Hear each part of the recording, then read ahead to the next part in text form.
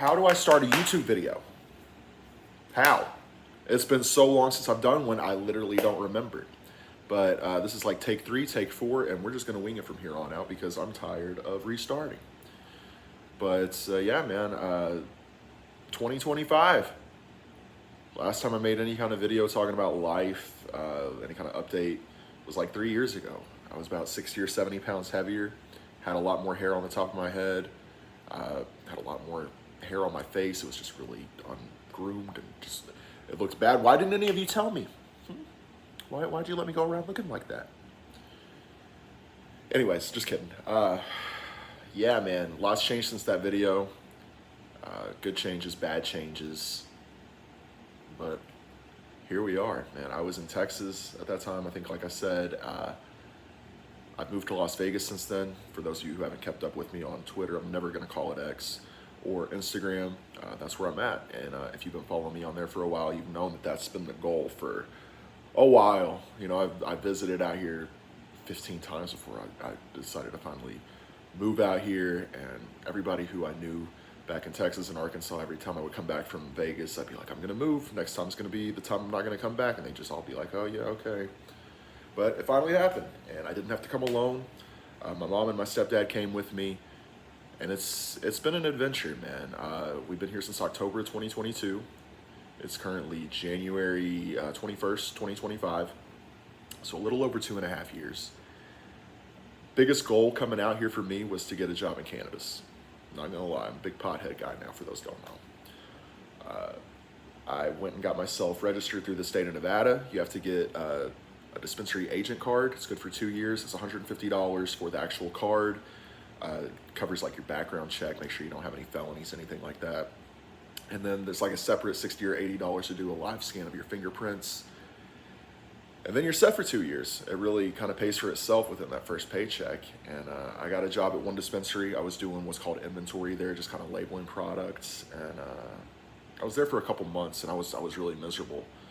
And I was on my lunch break one day. I was like, what am I gonna do, man? Like, this is what I came out here for. And while I was on that 10-minute break, another dispensary called me. The first dispensary in Las Vegas. I'm not gonna say the name of it on here. Those of you who know me in real life know it, but I'm not just gonna say the name for those. You know, I do know quite a bit of people not in real life, so I don't wanna dox the place or anything. But the number one, it was the first dispensary in Las Vegas, and got hired on there to do delivery driving for the first year. I was just driving around Las Vegas, literally being a legal weed dealer, making great money, had a great schedule. It was a great job. And then last summer comes along, and 3 of my managers left on the same day for various reasons. And I was one of the next up in terms of seniority. They're like, hey, do you want one of these management positions? I'm like, sure. They're like, okay, we're gonna pull you off of driving and you're gonna start training for management like tomorrow. I'm like, awesome, love that. This is gonna work out great.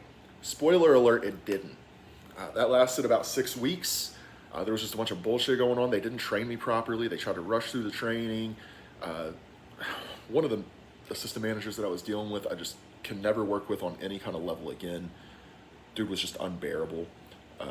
My family was in from Arkansas during that week conveniently, and he really kind of screwed me out of seeing them for a few hours. It was just a lot of BS, and I was like, you know what? I don't have to do that. You know, the pay raise was like $2.50 an hour. I'm not making tips anymore. I'm probably making less money to do more work, so why am I gonna do this?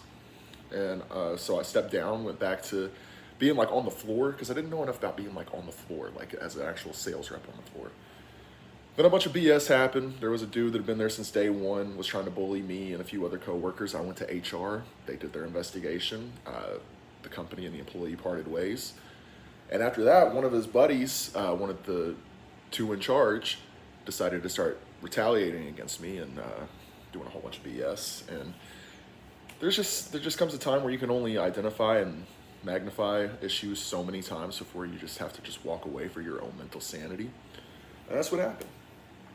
And I walked out. It was 2 days after Christmas. There's a lot of BS that went on that I really don't feel like getting into right now, because I've explained it to a lot of different people. And Just kind of gets my blood pressure going. It's just a lot of BS, man. Like, all you have to do is just fix the problem. Whenever a company goes on record and says, hey, we have a zero tolerance policy for retaliation, and then your GM tells you, whenever you're telling her that, like, hey, I'm being retaliated against, that's just how he is. You don't know that's what they meant.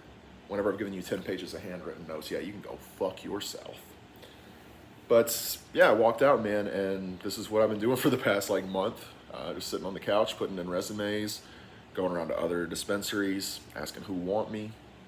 Had a couple interviews, got a couple leads on a couple different places, but not a whole lot going on right now in terms of work. But there's a whole lot going on in the world. Excuse me, I'm not going to edit that because I don't know how. Yeah, a lot going on in the world right now. It is January 21st. Like I said, we are one day post inauguration. We are one day into the second term of Donald Trump. Not going to really get too much into that. I don't know how everybody feels about that. What I say is fuck the dude. And if you don't like that, then well, I don't really care at all. It's going to be an interesting 4 years. I hope that the man can learn some empathy and learn to have some acceptance and find some love instead of some hate in his heart. And that's really all we need. But and if we're judging by the executive orders that he signed over the past 24 hours, I think that's probably a pipe dream, unfortunately. But we're the bad ones on the left for not being more tolerant and more accepting. Fuck you. But yeah, man, wrestling's been hot, man. WWE's on fire right now. WrestleMania is going to be in Vegas. Tickets are going to be expensive. I probably ain't going. As much as I would love to go, as much as I've been saying, as soon as WrestleMania is in Las Vegas, I'm going to be in there. It doesn't look great for me because not only did I lose my job, I still have to pay my aunt back. I don't have to go into all that. I got some other things. I got a big ticket for running a red light. So got some more important things right now. But I do plan on going to a bunch of the other shows, a bunch of the other like autograph signings, WrestleCon. I'm there. It's going to be a really fun time, man. And I'm really excited to see a whole bunch of people. I'm excited to see Pico. Pico is like, he and Andy are the last two from online that I need to meet. I need to meet Chris too, but I don't think any of us are ever going to see Chris again, unfortunately. But it is what it is. Maybe. I don't know. I don't know the dude's life. But I do have to meet Pico and Andy. Those are the OGs. Literally, I wouldn't be sitting here talking to this camera right now if not for Pico and Chris choosing me for the future of the YWC. You know, we all know the story. We all know the video that I uploaded last time on my account when I was back in Arkansas. Attached my camera to the back of a trailer and did my little audition. My accent was a lot heavier back in 2011. I've tried to tone it down a little bit, but yeah, what a crazy 14 years it's been. I know I'm kind of all over the place. I'm trying to stay on one track, but when you think about it, man, I was a junior in high school, getting on Luke Cage's blog TVs and getting on Skype and making videos and talking to Dylan and Casey King, man, the King TV. That's the guy on the indies right now. X.com /KY Casey King. He's on Instagram. I think it's KY Casey King as well, doing great things in the Ohio, West Virginia scene. They just put out a great new documentary highlighting a bunch of the talent in West Virginia called Grappalachia. I think it's on their PBS service. Great watch. Really gives you some insight on what goes on in that part of the world when it comes to wrestling, because each, like they said, they do kind of abide by the territory rules down there. They're one of the last ones, pretty much. So I think that's really neat. But as far as like Raw, WWE, Kevin Owens deserves to be WWE champion. He should win the WWE championship at the Royal Rumble. He should have won it at Saturday night's main event. I really don't know why he didn't. But I don't think Cody's walking into WrestleMania as the champion. KO would be a great choice, I feel like, to walk into WrestleMania as champion, even if he is going in to lose the title. I think whenever they teased the match between him and Sammy this past Monday night on Raw, that's the way to go. I'm always going to be a Steen Erico mark. I'm always going to want to see them in some capacity together, especially at WrestleMania. And that if it's that as the WWE title match and Cena's in the world title match, I'm just gonna have to take out Alone. I'm gonna just have to take out Alone, and I'm gonna be at WrestleMania one way or another, because how can you miss that? If you know me, you know I can't miss that. And what if they made it Orton versus Cena? You know, in a perfect world, they would have made it to where Orton was already tied for world title number 16, and then Cena has number 16, and then they face off at WrestleMania for the vacant world championship. The winner becomes a 17-time world champion, or Orton goes in as a 16-time world champion, and then Cena can beat him to be number 17. Whatever. Just take the record off of Ric Flair, honestly. He deserves nothing but sadness in his life. Just like Hulk Hogan. Fuck you, Hulk Hogan.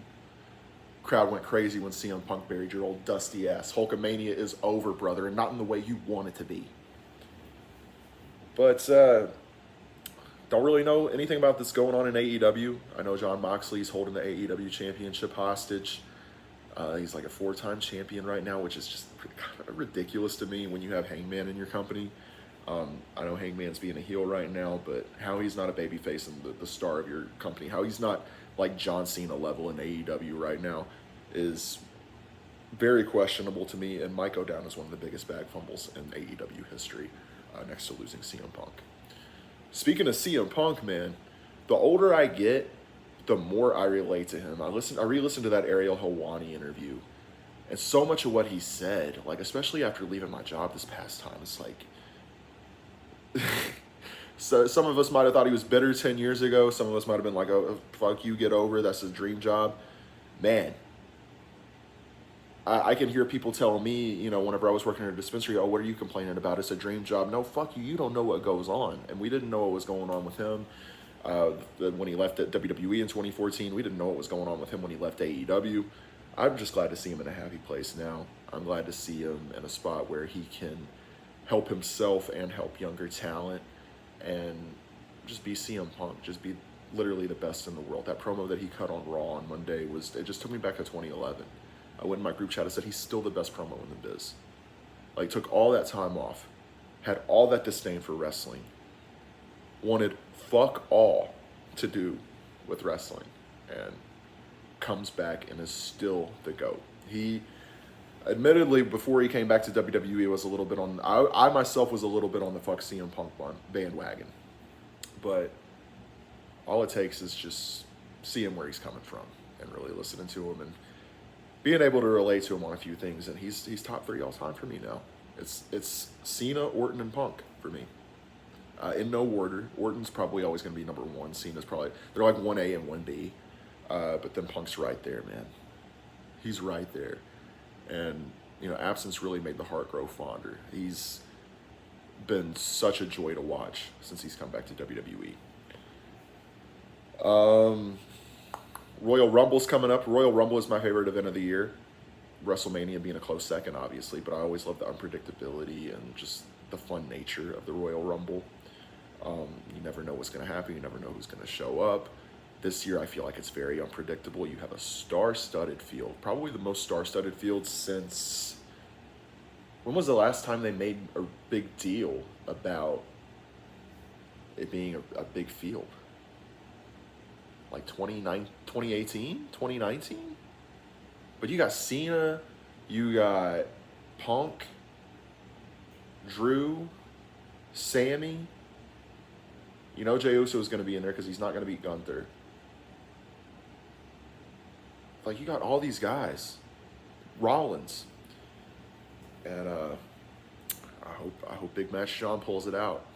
Come out at number 30.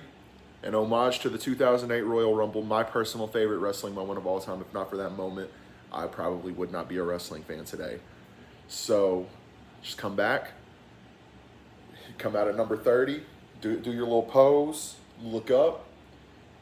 And then look, you, me, it's go time. Take that shirt off and just fucking run through everybody. That's what we want to see. That's what needs to happen, because I love CM Punk, but he can wait till next year for a Royal Rumble. This is John Cena's year. And granted, I would have liked to have seen him more than one time in the month of January, but I'm glad we're at least getting this farewell tour out of him. I'm glad he's at least given us the maybe 30 or so dates that I hear he's going to give us. And I'm just going to enjoy it for what I can. His last match, I'm going to be a wreck. I feel like he's saying it's going to be December. The December pay-per-view, they have to dedicate just to Cena. They have to call the pay-per-view like Ruthless Aggression or something. And it's just a whole pay-per-view dedicated to John Cena. You can't just do an episode of Raw dedicated to him. You're marketing him. You've been marketing him as the greatest of all time over guys like Undertaker, Stone Cold, The Rock, Triple H for years now. Treat him that way. Give him that big, huge pay-per-view send-off. And that's probably where he'll, you know, if he is champion, he'll probably lose the belt in that match. And who will it be to? Honestly, I think, and some of you might stone me for this, I think there's a big Austin Theory babyface turn in the works here that could happen. And it's going to be wasted if they don't do it. But they should have already turned him babyface against Grayson Waller like 6 months ago. I don't really know what they're doing with that. But Theory could be like, you know what? You were my hero. This is the last year you're going to be here. I'm not satisfied with the way that I beat you at WrestleMania 2 years ago. I need a definitive match. Like, I need a one-on-one match against you, and like we're going to do this. And then Cena's going to be like, no, like I'm not going to waste one of my last matches on you. And then like the story becomes like Theory has to fight Cena again. Like Shawn Michaels at WrestleMania 26 in a way almost. And I think you could really build Theory up as a babyface and have Cena's last match against Theory, if that's the route you want to go, and still have Theory be that kind of replacement. If not, then give it to like Braun Breaker, because I feel like he could be the star of the company in 2 years' time. All you got to do is just change that name. I hate the name Braun Breaker. Just change it to like Bronson Rex Steiner or Rex Steiner, something. But Braun Breaker just sounds like a WWE 2K My Career name. With the 2Ks and everything, like it looks a little silly. Maybe it's marketable to 10-year-olds. I'm not 10 years old anymore, but you know, it's not like you're really marketing it to 10-year-olds right now with him as a heel anyway. I don't know why he's a heel, but I guess there's a reason why I'm on the other side of the ring. You know, there's a reason why I'm not backstage. There's a reason why I'm not booking things. Maybe one day, a boy can dream. But I went way longer than I wanted to talking about wrestling. It's been a minute since I've actually got to have an educated conversation with anybody. You know, people at my last job were wrestling fans, but we could only talk about it for 5 minutes at a time before, you know, we had to move on to other things or customers, what have you. So this has been really nice. It's been really therapeutic, and I thank you for listening if you have. Sorry if it seems like I rambled or anything. Like I said, it's just been a minute since I've been in front of a camera. But yeah, things are going to get better in life. Things are going to get better in wrestling. Things are going to get better in everything. And I know it seems hard to think that way sometimes, especially if you're like me and yesterday was just a bad day for you. You think like there's nothing worth looking forward to. I promise you there is. There's something out there worth looking forward to, and you're never gonna find it unless you go out and look for it. Yeah. I don't know what else to say. I don't know how to start videos. I also don't know how to end them. But peanut butter apple